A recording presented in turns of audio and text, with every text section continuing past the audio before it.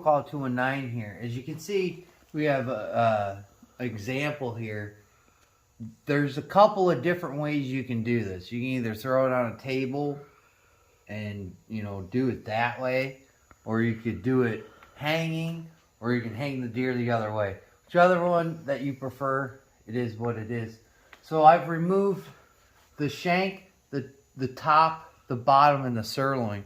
As we come over to the table, I'll show you. This is the bottom, the top, and this was the sirloin. So that's what's all connected on your hindquarters here, is all this. Some of this other stuff is like just a little bit of stuff I had to cut around by the hip joints. If you don't want to cut the hip joint, see the ball there? This is a good way to do it, because you just follow, again, just like the back straps, there's certain ways you can follow this and go into the meat that way by following some of these lines here. Let me go around this other side.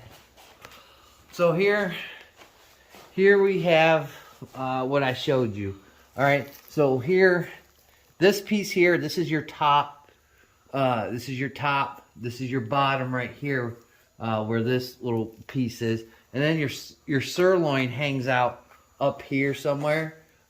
Unfortunately, if Cindy can come around here, this is where I have the most trouble, where I just start hacking it and all that jazz. Is right up in here by the ball joint.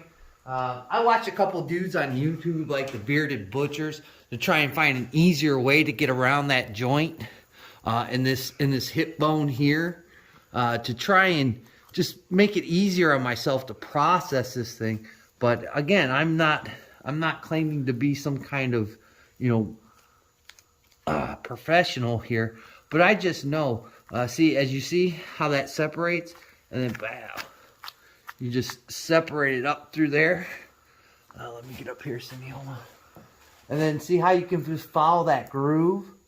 You can just follow that groove up to as far as you can go, and it'll go to the shank. I'll pull this up, and you can see, just boom, just like that. You just ride it out up here, through here. When you start getting to the shank, because there's a bone that runs this way, in the leg, so you want to try and avoid that. So again, you want to get up here in the hoo-ha and the crotch area. You can cut this stuff out here. It's not a big deal. Just be careful doing it, and then you can just toss this in your grind. This will grind up good, you know, get close to that bone. But I mean, you just follow the grooves of the deer, and you can pretty much get it all. See how this seam comes up? This separates the bottom and the top roast. And you just come up here. Be careful with your knife work. Don't be like me. Those on the table are going to go to the gentleman that let me hunt his property this year. That's why they're so nice, and this one's probably going to be a little chewed up, just like that other back strap.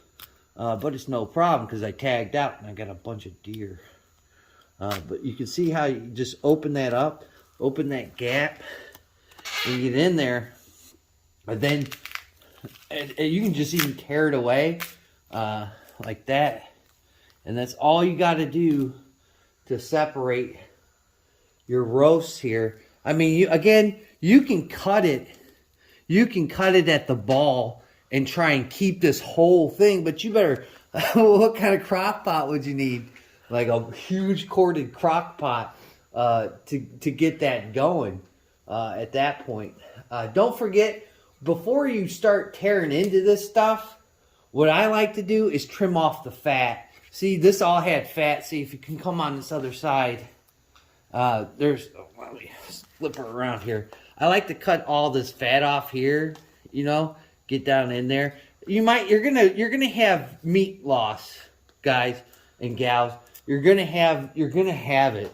I just like to get as close as possible. That way, when you go to actually cook your roast, you don't have a bunch of fat in it.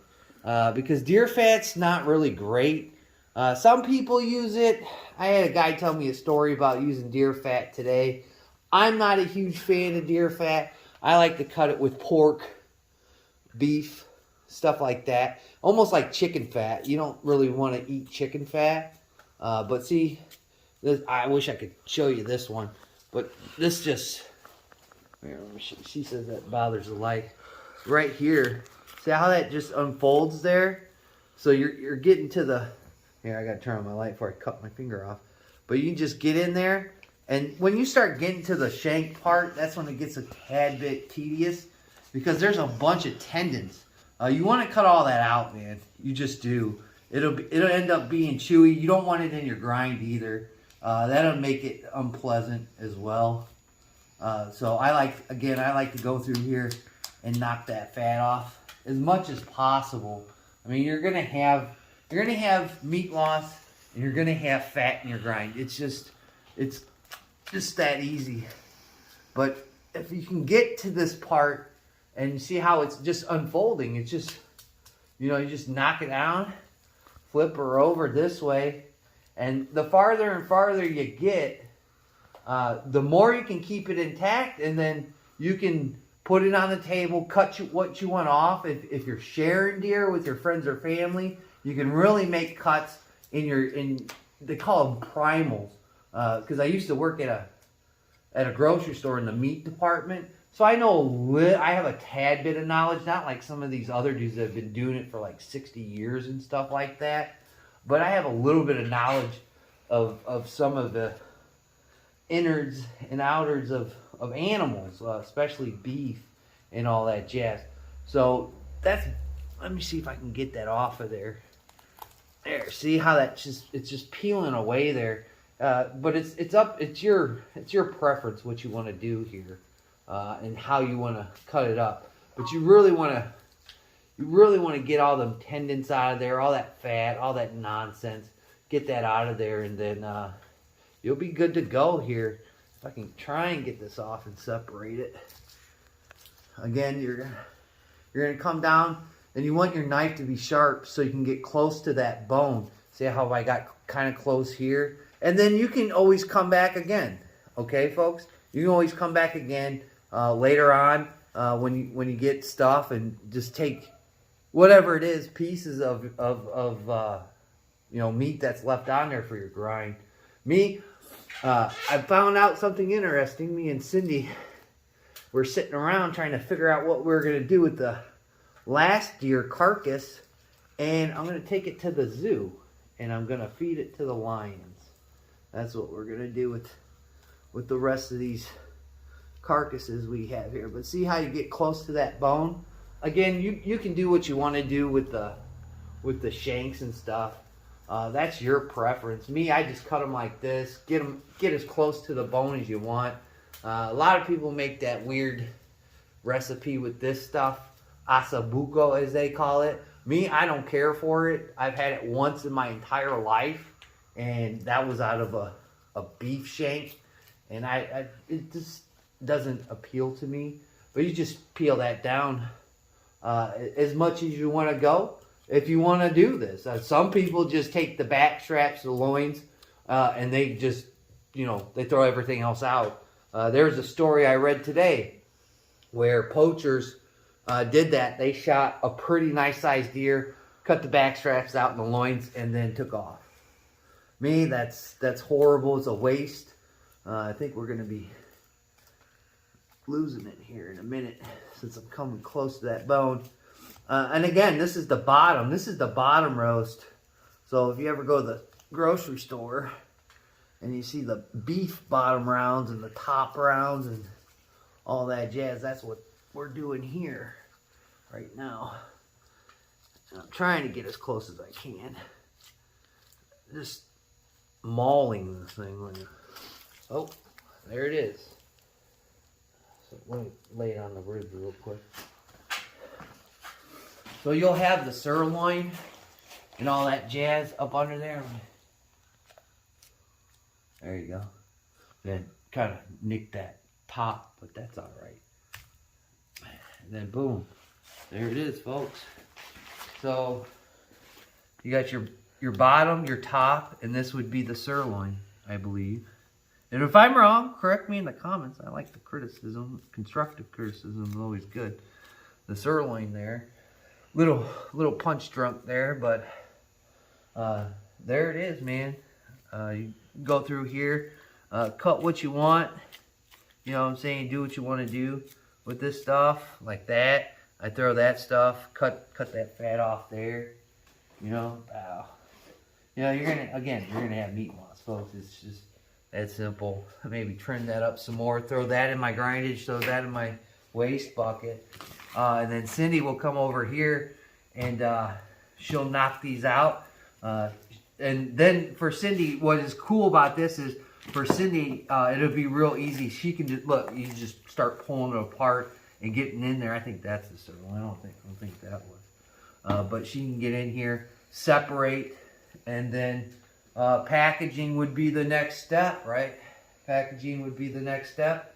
And that's the breakdown of this guy. Again, you want to get up in here. You can come back for this stuff. You can come back for that stuff later. But you want to feel that joint. There's the joint there. Get down in there. And as far as you can get, again, you want your knife to be pretty sharp.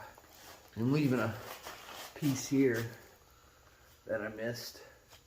Again, I'm not a professional. I don't play one on YouTube, and I definitely don't play one in real life. So you just come around here, and then I'll have this big old chunk here. This is probably there. So you'll have that. And you can make these into a mini roast or whatever you want to do to get what you want out of it. Again, see, this is a bone here. This is this bone, the femur here. And then if I can get that one, it was just, I just have trouble around. See, this is the ball joint there. I got trouble around there, man. I still haven't kind of finagled my way to getting that really clean. Because again, if you can get them clean here, and all you have to do is minimal trim, that saves a lot of time. A lot of time in the process here.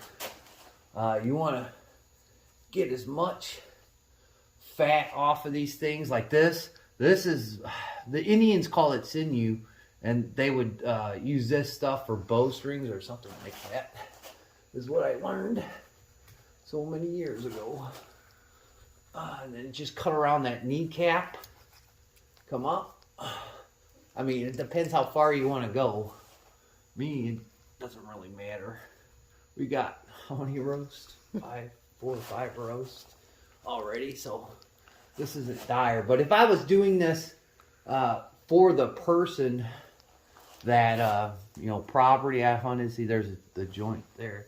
Didn't quite hit it. I don't know if I can get that off here in time. Get around that knee. Knife is probably getting, there it is.